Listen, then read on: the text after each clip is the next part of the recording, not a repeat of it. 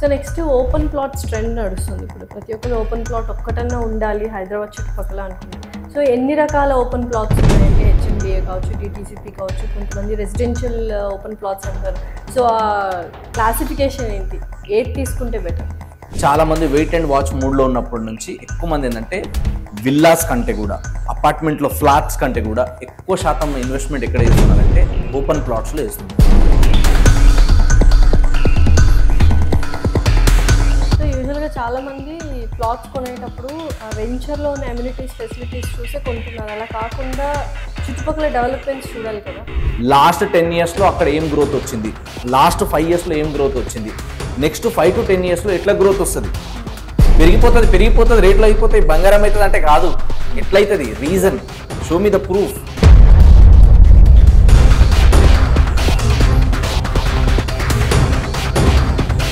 ఇంటర్నల్గా ఎంత డెవలప్మెంట్స్ ఉన్నా, ఎంత మనం రంగు అది తయారు చేసినా కూడా ఎక్స్టర్నల్ డెవలప్మెంట్స్ నియర్ బై లేకపోతే గ్రోత్ అవ్వదు. అందుకే మనం ఫస్ట్ మాట్లాడేది రియల్ ఎస్టేట్ ఏంటంటే లొకేషన్ అనేది చాలా ఇంపార్టెంట్. అయితే ఇప్పుడు ఓపెన్ ప్లాట్స్ కొన్నప్పుడు వాళ్ళ ప్లాట్లో వాళ్ళు స్టెకేషన్స్ కానీ వీకెండ్ క్యారవెన్స్ కానీ పెట్టుకుంటున్నారా? ఎంతవరకు వర్కౌట్ అవుతుంది? 100% వర్కౌట్ అవుతుంది. కాకపోతే ఏంటంటే మళ్ళీ చెప్తాను, ఇక్కడ location matter.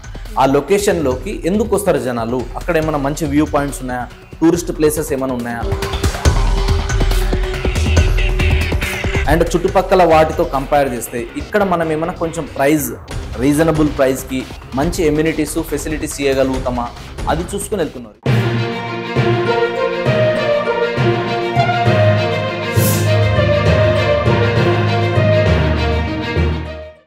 So next open plots trend నడుస్తుంది. ఇప్పుడు ప్రతి ఒక్కరు ఓపెన్ ప్లాట్ ఒక్కటన్నా ఉండాలి హైదరాబాద్ చుట్టుపక్కల అనుకున్నారు. సో ఎన్ని రకాల ఓపెన్ ప్లాట్స్ ఉన్నాయంటే హెచ్ఎండిఏ కావచ్చు, డిటీసీపీ కావచ్చు, కొంతమంది రెసిడెన్షియల్ ఓపెన్ ప్లాట్స్ అంటారు. సో ఆ క్లాసిఫికేషన్ ఏంటి, ఏది తీసుకుంటే బెటర్? సో ఓపెన్ ప్లాట్స్లో మేజర్గా ఇప్పుడు మీరు అన్నట్టుగా ట్రెండ్ బాగా నడుస్తుంది ఏంటంటే ఓపెన్ ప్లాట్స్. మార్కెట్లో ఇవన్నీ ట్రెండింగ్ నడుస్తున్నాయి. అందుకని చెప్పి చాలామంది వెయిట్ అండ్ వాచ్ మూడ్లో ఉన్నప్పటి నుంచి ఎక్కువ మంది ఏంటంటే విల్లాస్ కంటే కూడా, అపార్ట్మెంట్లో ఫ్లాట్స్ కంటే కూడా ఎక్కువ శాతం ఇన్వెస్ట్మెంట్ ఎక్కడ చేస్తున్నారంటే ఓపెన్ ప్లాట్స్లో చేస్తున్నారు. ఎందుకంటే అన్నిటికంటే బడ్జెట్ ఫ్రెండ్లీ ఏదైనా ఉంది అంటే దట్ ఈస్ ఓపెన్ ప్లాట్. అందుకని చెప్పేసి చాలామంది జనాలు ఓపెన్ ప్లాట్ వైపు వస్తున్నారు. సో ఓపెన్ ప్లాట్లో కూడా ఏంటంటే డిఫరెన్స్ ఉంటాయి. మీరు అన్నట్టుగా హెచ్ఎండిఏ లేఅవుట్ ఉంటుంది, డిటీసీపీ ఉంటుంది, తర్వాత వచ్చేసి మనకి ఏంటంటే ముడా అప్రూవ్డ్ అని డిస్ట్రిక్ట్ వైజ్గా కొన్ని చేంజెస్ ఉంటాయి. సో అట్లా ఈ అప్రూవల్స్లలో తీసుకోవడానికి ఎక్కువ ఇంట్రెస్ట్ చూపిస్తున్నారు. జీపీలో తీసుకుంటే ఏమవుతుందంటే అగైన్ జీపీ అనేది మార్కెట్ వాల్యూ కొంచెం తక్కువ ఉంటుంది. జీపీలో తీసుకుంటే ఎల్ఆర్ఎస్ లాంటిది కట్టుకునే పని ఉంటుంది కాబట్టి జీపీకి చాలా తక్కువ మంది వెళ్తున్నారు. అదేవిధంగా ఈ ఎల్ఆర్ఎస్ ఇవైతే ఉన్నాయో గతంలో ఉన్న వాటికి నడుస్తుంది కాబట్టి ఇప్పుడు కొత్త లేఅవుట్స్ ఏవి కూడా జీపీ రావట్లేదు కాబట్టి జీపీ అనేది కంప్లీట్గా పక్కన పెట్టేయాలి. సో హెచ్ఎండిఏ కానీ డిటీసీపీ కానీ మేజర్గా నడుస్తున్నాయి. సో హెచ్ఎండిఏ అంటే పేరులోనే ఉంది, Hyderabad metropolitan development authority.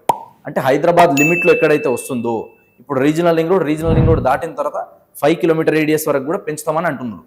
So ఈ ఏరియాలలో మనము ఇప్పుడు ఆల్రెడీ ఏంటంటే ప్రపోజల్ మొన్న వచ్చింది కాబట్టి ఇప్పుడున్న లేఅవుట్స్ అన్ని డిటీసీపీలో దొరికితే డిటీసీపీలో కానీ లేదా హెచ్ఎండిఏలో ఉంటే హెచ్ఎండిఏలో తీసుకోవడం బెటర్. ఇక్కడ మనం అంత అమౌంట్ ఎఫర్ట్ చేయలేము. ఇప్పుడు హెచ్ఎండిఏలో మనం ఒక మంచి ప్రైమ్ లొకేషన్లో తీసుకోవాలంటే యావరేజ్గా 15,000 నుంచి 18,000 మినిమం పర్ స్క్వేర్ యార్డ్. ఇక్కడ నుంచి 25, 30, 35 వరకు కూడా ఉంటుంది. Depends upon area, depends upon location, prices అనేది చేంజ్ అవుతుంటాయి. దీని తర్వాత నెక్స్ట్ వచ్చేసంతా ఏంటంటే మున్సిపాలిటీ లిమిట్స్లోకి వచ్చేది.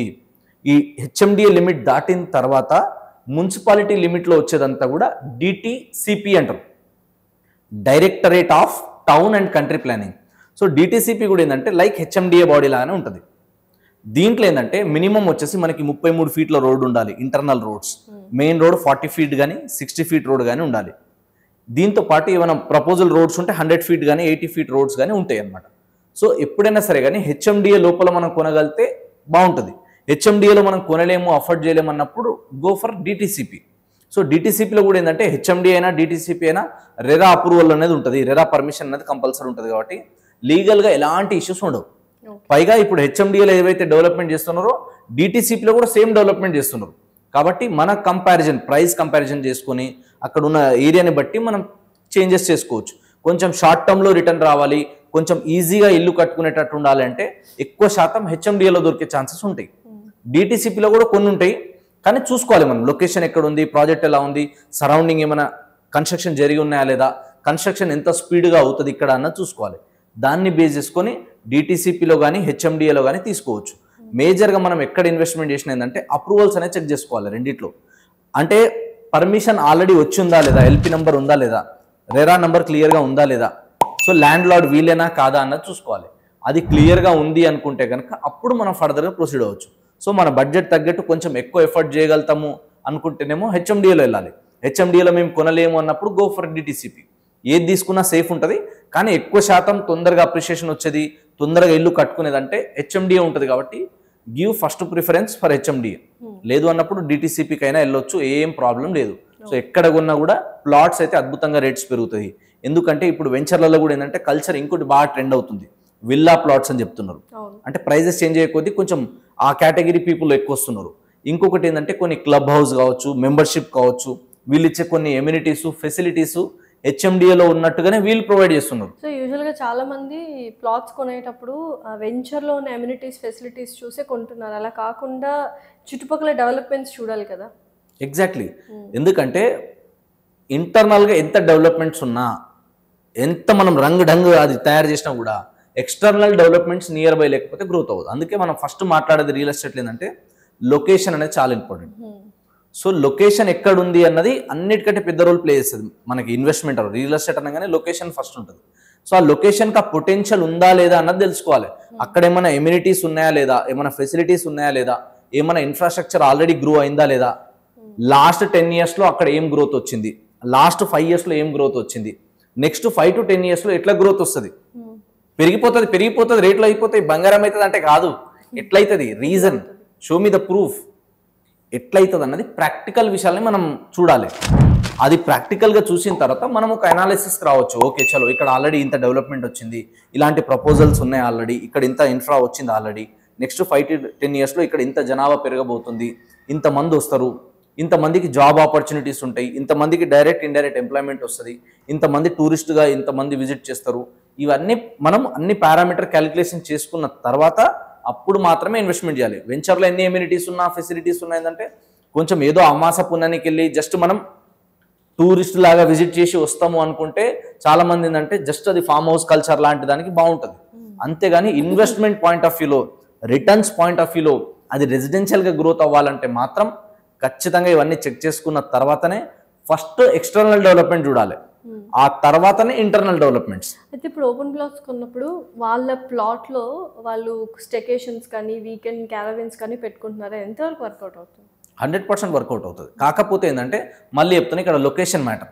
ఆ లొకేషన్లోకి ఎందుకు వస్తారు జనాలు, అక్కడ ఏమైనా మంచి వ్యూ పాయింట్స్ ఉన్నాయా, టూరిస్ట్ ప్లేసెస్ ఏమైనా ఉన్నాయా, లేదా సిటీకి చాలా దగ్గరుందా, అండ్ చుట్టుపక్కల వాటితో కంపేర్ చేస్తే ఇక్కడ మనం ఏమైనా కొంచెం ప్రైస్ రీజనబుల్ ప్రైస్కి మంచి ఎమ్యూనిటీస్ ఫెసిలిటీస్ ఇవ్వగలుగుతామా, అది చూసుకుని వెళ్తున్నారు. ఇప్పుడు ఫామ్ హౌస్లలో కూడా ఏంటంటే ఫామ్ హౌస్ కల్చర్ బాగా నడుస్తుంది ఇంకోటి.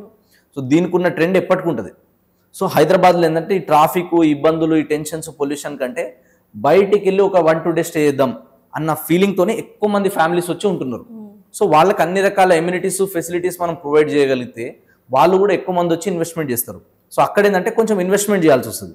కొందరు ఏంటంటే డెవలపర్లు బిల్డర్లు వాళ్ళే ఇన్వెస్ట్మెంట్ చేసి ఒక ప్రైస్ సెట్ చేసి మార్కెట్లో సేల్ చేస్తారు, లేదా మనం కొనుక్కొని మనమైనా సరే అలా డెవలప్ చేసుకోవచ్చు. కొంచెం అడిషనల్ కాస్ట్ అవుతుంది, కానీ రీసేల్ చేసేటప్పుడు అది వర్త్ ఉంటుంది. అది చూపించి ఎక్కువ రేట్ అమ్మడానికి ఉంటుంది. ఇప్పుడు 1 ఎకరము 2 ఎకరాలు 5 ఎకరాలు 10 ఎకరాలు ల్యాండ్ ఉందనుకోండి, దాంట్లో కొందరు ఏంటంటే బిట్లు చేసి అమ్మే వాళ్ళు ఉంటారు. కొందరు ఏంటంటే ఆ 5 ఎకరాలు 10 ఎకరాలు మొత్తాన్ని మంచిగా డెవలప్ చేసి ఒక తోటలాగా చేసి దాంట్లో అన్ని రకాల ఇప్పుడు ఎమ్యూనిటీస్ చిన్న చిన్న ఫెసిలిటీస్ అన్ని ఇచ్చి పిల్లలకు ఆడుకోవడానికి పార్క్ ఏరియా డెవలప్ చేసి ఒక ఫామ్ హౌస్ డెవలప్ చేసి ఇలా మనకి ఫ్రూట్స్ తర్వాత వచ్చేసి పూలు ఇలాంటివన్నీ ప్లాంటేషన్ పెట్టిన తర్వాత కూడా చాలా మంది సేల్ చేస్తారు. దాంట్లో మంచి రిటర్న్స్ వస్తాయి. దాంట్లో కూడా మొత్తం ప్రీ కాస్ట్ వాళ్ళు అంటే కొంచెం ఖర్చు అవుతుంది, కానీ ఆ ఖర్చు అయిన దానికి ఆ ల్యాండ్కి అన్ని కలిపి వాళ్ళు రిటర్న్ తీసుకుంటారు. కాబట్టి రీసేల్ టైంలో కూడా ఈ ఫామ్ హౌసెస్కి దీనికి ఉండే డిమాండ్ ఎప్పటికి ఉంటుంది. సో అగ్రికల్చర్ ల్యాండ్ ఒక ఎసెట్ అయితే దాంట్లో ఇదొక ఎసెట్ యాడ్ అవుతుంది మళ్ళీ. సో ఇట్లాంటి వ్యూ పాయింట్స్ కోసం ఇలాంటి మంచి గ్రీనరీ ఉండాలని చెప్పి కూడా చాలా మంది వెతుకుతున్నారు. సో అలాంటి వాళ్ళు ఏంటంటే ఇక్కడ ఏంటంటే కొంచెం సెగ్మెంట్ వేరే ఉంటుంది కాబట్టి బడ్జెట్ వేరే ఉంటుంది కాబట్టి టార్గెట్ ఆడియన్స్ కొంచెం తక్కువ ఉంటారు, కానీ ఉంటారు దానికి కూడా. సో దాన్ని బేస్ చేసుకొని డెవలప్మెంట్ చేస్తారు. సో అన్నిటికంటే ఇంపార్టెంట్ లొకేషనే. సో లొకేషన్ బాగుంది అంటే కనుక మనం దాన్ని డెవలప్మెంట్ చేసి అమ్ముకున్నా సరే ₹2 ప్రాఫిట్ అనేది ఖచ్చితంగా వస్తుంది.